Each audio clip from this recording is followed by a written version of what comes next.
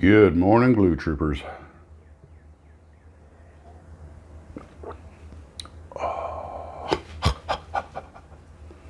Nothing like that first hit of the morning. So I had a couple of near catastrophes yesterday. Using my little lavalier mic, people were saying the volume was a little low, so hopefully this lav mic will help cure that problem. Clearly they're doing some construction in the neighborhood, if you can hear that hammer pounding. So I managed to, I had trouble with a can of paint, and it had to do something I hate. I'm just loath to do. I think we all are. Spraying with it, and it was on its second nozzle. The first one had popped off, but I got an identical one, put it on, and spraying, and it just starts going splurting and then clogging. And I mean, gas is coming out, but nothing else. And that's odd because it's heavy. There's plenty of paint left in there. So I clean out the nozzle. It works for about a second. And then I clean out the nozzle. I repeat that a couple times. So I decide maybe it's problems in the can. So I go in the can and take a metal wire and push down the inside. And sure enough, straight out of the can, it's globbing and clotting, and the paint's flowing. It's just, but it's like spurt. So I figure it's an older can of paint, but it's well shaken. But I figure it's got to be some kind of impediment in there. And eventually I realized this thing, when it would splurt, if I was spraying the model and it did that, it was just I was gonna have the Jolly Green Booger instead of the Jolly Green Giant. And so I just decided I'm not making the kind of mistake I usually make, just pushing the envelope. No, I'll make it work. I thought it was a dagger through my heart, pitched it in the trash. It's in there now, like survivors of the Titanic. Someone come get us. Save me. I'll be good. But then I had another paint faux pas yesterday, and I was using a jar, and you know, over time you knock over enough bottles of paint, you learn to be careful, and I was being careful. And I set the thing down, and just enough of the label had peeled on one end and done a 180, so that it had just happened, of course, to be under my thumb, which is where I'm probably applying the most pressure. And when I set it on the table and let go and pull my hand back, even though there's not enough sticky on there to hold a piece of paper to a label, there's enough to make the whole bottle come with my hand, fly out, and I'm like, oh! And thanks to my cat-like reflexes, I was able to grab it. Of course, paint sloshed out on my hand, but that's okay. It didn't get on the model, so major catastrophe averted. But I think that's a new one. I don't recall it happening before. And that made me think about what's the single biggest bungle I've ever, like catastrophe I've had from an accident building a model. And I'm sure we've all knocked one off the table. Now, I'm not talking about just knocking over paint on the table, which can be cleaned up, unless I'm talking about like knocking it, onto the model, or knocking a model on the floor. And with me, it's knocking a model on the floor.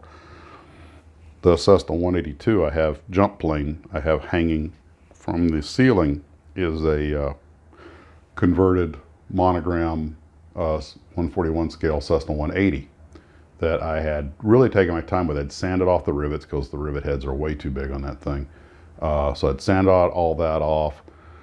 I had cut the door and made the changes, drilled the holes, grooved out the back so I could reposition the main gear, and done all the stuff I was supposed to do.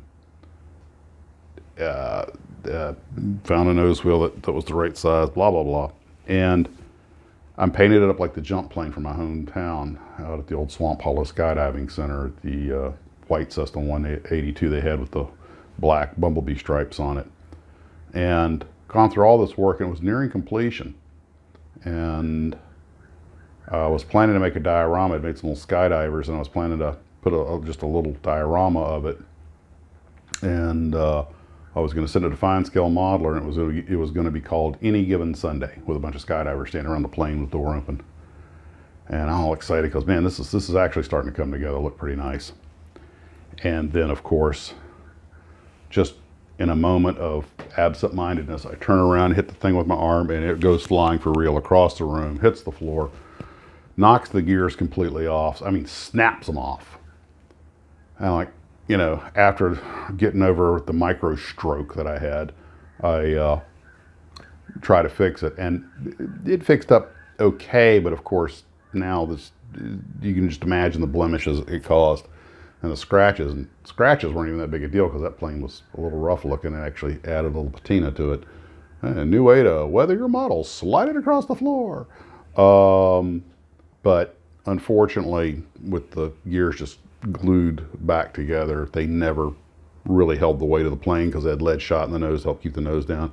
And over time, no matter how much I let it harden, the gear would just gradually spread. So I hung it up from the ceiling in the shed, and that was a heartbreaker. It made me think, you know, folks, what's the worst mishap you've had building a model? Of course, I don't want to stir up too many bad memories. Somebody in the comment section that they said, "Oh, I really enjoy the models, but those are so good. It makes me feel bad. You know, mine aren't good." I'm kind of like, don't ever feel bad about your models. This is a hobby. This is fun. There are a ton of great model builders out there. I mean, a lot of the models you guys make should be in museums. I mean, I've seen some stuff that's as good as the famous Shep Payne used to make. And if you don't know who Shep Payne is, Google him. Sadly, he's passed away. But probably made the best dioramas that have ever been made, maybe to this day. And I've had some folks ask for a bio on him, so I've wanted to do that, but it's just one of those things, only so many hours in a day, but it is on the list. But the thing about model building is it is a hobby. Just don't hurt yourself. Don't drink the paint. You know, don't get the glue in your eye, and don't cut yourself with an X-Acto knife. Other than that, just enjoy. You want to strive for a nice product. I mean, yeah, that's kind of the idea. But if it comes out and it doesn't meet standards, build another one. It comes with practice. And if you're like me and you got 10 thumbs and old eyes, you know what? Looks good enough to me. Just photograph it from the good side. Ooh, that might be another song. I wonder what tune I should put that to. Okay, I'll ponder that later. Oh, real quick, I'm planning a conference call, a Zoom call today with the slot car guy, Fast Sports, John Kit up in Canada, and who, by the way, drove real race cars too.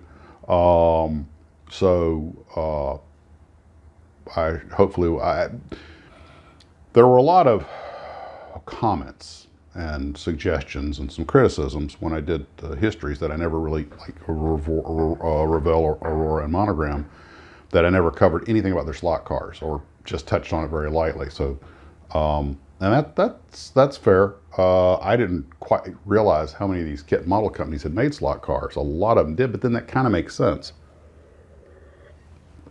You're essentially dealing with the same skill set. You know, plastics manufacturing, and a lot of kit model makers had electrics in their motors and things in their kit. So yeah, the jump to slot cars is a completely natural evolution, the same basic industry.